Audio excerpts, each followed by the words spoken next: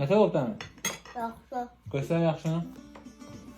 Ayxanın da mənə kimi çox bəyəndi bu yemağın adı bu xingaldır. Niyə belə deyirlər? Videonun axırına kimi baxsaz biləcəksiniz. Quru əti üstünə su çıxana kimi qoyursunuz qazana, qəşəng bu qaynayır. Qutarandan sonra təzədən su əlavə edib kartofları ətrafına düzürsünüz. Qoyursunuz qaynamağa. İsti su ilə yoğrulan xəmiri açırsınız bu formada. O bacardığınız qədər nazik, kağız kimi hətta. Sonra üstünə əridilmiş kərə yağını bol-boluna yeridirsiniz. 3 dənəsini maksimal, 4 eləsə çox qalın olacaq. 3 dənəsini üst-üstə qoyursunuz.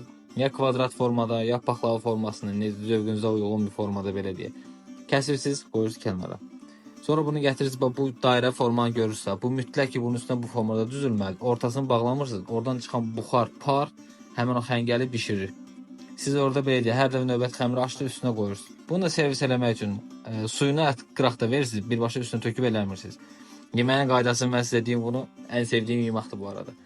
Xəngəli götürürsünüz, içinə qoyursunuz kartofu, içinə qoyursunuz onu quru ətdən bir parça. Amma ağzı göstərirsiniz, mədən yolunu özü tapır. Çox ləzzətli yeməkdir.